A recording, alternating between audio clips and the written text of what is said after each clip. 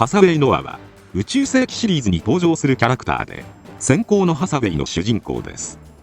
かつてホワイトベースのクルーだったブライト・ノアとミライ・ノアの長男として生まれました。両親から受け継いだ非凡な才能を発揮し、先行のハサウェイではマフティー・ナビー・ユエリンとして活動していきました。今回はそんなハサウェイ・ノアの人生について解説させていただきます。なお、本動画では先行のハサウェイシリーズに関するネタバレを含みます。未読未視聴の方はご注意ください。まずハサウェイの両親であるブライトとミライは初代機動戦士ガンダムで描かれた一年戦争でホワイトベースのクルーとして活躍しています。ブライトは当時19歳の若輩ながら数少ない正規兵として艦をまとめる立場にあり、気苦労が絶えない日々を送っていました。そんなブライトを献身的に支えてくれたのが、その包容力でクルーから母のような存在として尊敬されていたミライでした。ブライトはミライに惹かれていくも、恋多き女性だったミライの周りには許嫁であったカムラン・ブルームやミライが思いを寄せるスレッガー・ローがいました。またブライトが少し引いた位置からミライを見守る立場を取っていたこともあり、一年戦争中は2人の関係に進展は見られませんでした。しかし一年戦争終結後、2人は無事結ばれます。こうして宇宙世紀0082頃には長男であるハサウェイ・ノアが生まれ、また2年後には長女のチェーミン・ノアが生まれました。ちなみに漫画「ジ・オリジン」では開始伝がまだ幼いハサウェイと会っており、ブライトに似ていると吐露していました。また書籍キャラクター列伝によると、地球連邦軍の最大拠点である地球のジャブロー育ちとされています。こうして子宝にも恵まれ、ノア家は平和な家庭を築いていました。しかし宇宙世紀0087頃、ティターンズとエウーゴによる連邦軍内の派閥争いが勃発。ブライトは横暴なティターンズに反発し、エウーゴへ加担しました。そのためハサウェイはミライに連れられてジャブローを脱出。しばらくコーラルオリエンタル号での戦場生活を送っていました。その後ニュー香港に到着し、そこから宇宙へ上がろうと試みます。この時香港シティでハサウェイはエウーゴの支援組織カラバの一員として動いていたアムロレイと対面しました。ここでハサウェイはティファーンズに拉致されてしまい、カラバへ投降を促すための人質として利用されます。結果的にハサウェイはアムロが身代わりになったことで脱出できましたが、海へ落とされてしまい、最終的にアムロたちに助けられました。この幼少期の経験はハサウェイに少なからず影響を与えます。その後ノア家はインドへ渡り、そこへ定住していたようです。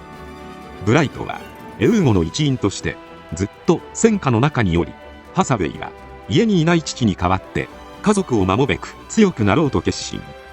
毎日ランニングを続けて体力をつけようと頑張っていました。そしてグリプス戦役から約6年後となる宇宙世紀0093第2次ネオジオン構想が勃発。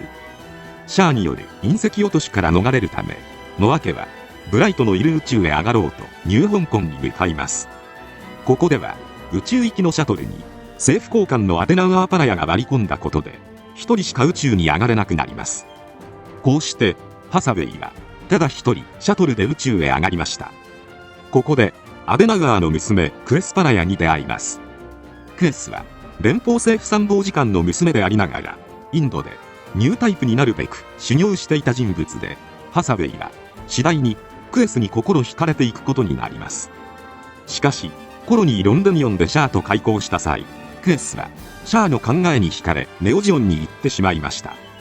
ちなみに2人はジェガンのシミュレーターで戦闘を行っていますが、初乗りにもかかわらず2人とも2機撃墜しています。映画「逆襲のシャア」では特にクエスのニュータイプ能力の高さが描かれていますが、ハサウェイも撃墜数が同じなのでかなり操縦センスが高いことを感じさせます。クエスがシャアの元へ行って以降、ハサウェイはクエスをシャアから取り戻すため50ヶ月のローンを組んでプチモビルスーツを購入。それを使ってラーカイラムに密航しました。若干11歳のハサウェイがそんな高額のものをローンを組んで購入できるのが面白いところですが、その行動力の高さにも脱帽です。自分の信念のためならば何だってやってやるという性格が垣間見えます。密航後、身勝手な行動にブライトから鉄拳制裁を受けますが、アムロの進言もあって上艦を許可されました。そしてラーカイラムと共にアクシズへと向かいますが、戦場でクエスの存在を感じたハサウェイはいても立ってもいられず、係留されていたジェガンを強奪して戦場へ飛び出しました。そして乱戦の中、クエスの狩るアルパージールを見つけ説得しようと取り付くものの、気持ちがすさんでいたクエスの心には届かず失敗。その直後クエスはチェーンのリガズイが放ったグレネードからハサウェイをかばい命を落としました。これに逆上したハサウェイはライフルを乱射し、チェーンのリガズイを撃墜してしまいました。なお小説版であるベルトーチカ・チルドレンではクエスを追いかけて戦場に飛び出すまでは同じですが、チェーンではなくハサウェイが放ったビームがクエスの命を奪っていました。そのため映画版と小説版ではハサウェイが愛した人を自ら葬ったか否かという決定的な違いがあります。皮肉なことにハサウェイがリガズイを撃ち落としたことで、チェーンの持っていたサイコフレームから光があふれ、アクシズ落下阻止のきっかけとなるのでした。このようにハサウェイがインド育ちという設定や、逆襲のシャアでは初乗りシミュレーターで2機撃墜した実績、どこにいるかわかるはずのないクエスを感じ取っている描写、そして初戦闘で1機のギラ動画を撃墜した実績から感受性の高い次世代のニュータイプということが感じられます。そして第二次ネオジオン戦争終結後、無断で機体を持ち出し、さらに味方まで撃墜したハサウェイでしたが、それを罰せられることはありませんでした。この理由には諸説あり、中には軍規違反で処されそうになるも、発艦直後にギラ動画を撃墜していたこともあって、戦勝ムードの中でうやむやになったという説もあります。ちなみに漫画虹に乗れなかった男では、連邦軍上層部による審問会に召喚されたブライトがカムランから核を受け取ったことや、ハサウェイのモビルスーツ無断使用を不問にする見返りとしてアクシズを押し返したのはニュータイプ的な現象ではないと証言する要請をされています。これにブライトが同意したことで、ハサウェイの罪もうやむやになったという経緯が描かれていました。なおベルトーチカ・チルドレンによると、アルパージールを撃墜した戦果は軍の広報にまで載せられ、大々的に報じられたようです。その後短いながらも軍籍に身を置いていたハサウェイですが、家族と共にロンデニオンに住むことになりました。そして大学に進学し、コロニーの農業ブロックで懸命に働くことで全てを忘れようとします。しかしシャアの反乱で人を殺めたトラウマに悩まされ続けるハサウェイはいつしかうつ病を発症しました。宇宙世紀0102、ハサウェイは植物観察官となり、それを契機にうつ病の治療も兼ねて地球に降下します。そして植物観察官の実習を受ける間、香港で一人アパート暮らしを始めました。ここで非合法地球居住者のケリア・デースと出会いました。その後ハサウェイとケリアは付き合うようになり、ハサウェイが植物観察の実習のためアマダマンサン教授の住むスラウェシ島の目などに行ってからも、ケリアは何度もハサウェイの見舞いに赴いていました。生まれ故郷である地球の環境とケリアの存在は良い方向に働き、ハサウェイの精神は安定していきます。最終的にケリアとハサウェイは同棲するようになり、ハサウェイもケリアとの結婚を考えますが、ケリアが不法地球居住者だったことが原因で結婚はできなかったようです。そんな中、宇宙世紀0104、ハサウェイとケリアはマンサン教授のつてでクワックサルバーと名乗る老人に出会います。こうして2人はマンハンターによる不法居住者の非人道的な摘発や特権階級が地球を支配しつつある現状に反発する反地球連邦政府組織マフティに入ることに決めました。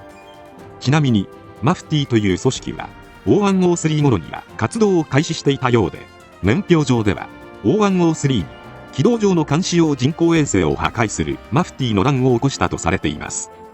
ハサウェイはもともとシャアの反乱で多くの人の死を目の当たりにした経験から、シャアの経歴を学び、人類を宇宙に上げ地球を保全すべきという思想に共感するようになっていました。またハサウェイはクワックサルバーにきな臭さを感じていたものの、彼の精悍さにパイロットとしての資質を刺激されたこともあり、連邦の腐敗を正すため活動。その実力で頭角を現し、その中枢の戦闘員としてマフティ・ナビー・ユエリンを名乗り、連邦政府高官を暗殺し続けていました。一方ケリアは変わろうとするハサウェイの姿勢を喜び、あわよくば彼が自分と同じ非合法居住者になるのを期待していました。しかしハサウェイが組織の中核メンバーとなる中で、ケリアは地区支援要員として配属されていたので離れ離れになっていました。こうしてハサウェイとケリアの距離は離れてしまうことになります。そして宇宙世紀王105連邦政府は自分たちが認可したもの以外は地球での居住を認めないという地球機関に関する特例法案を可決しようとしていました。これは要するに地球の私物化であり、これが可決されればマンハンターによる不法居住者の大量虐殺も公認になる無茶苦茶な法案で、マフティーとしてはとても容認できませんでした。そこでハサウェイたちはこの特例法案の可決を阻止するべく、オーストラリアのアデレードで行われる連邦の中央閣僚会議襲撃へ動き出しました。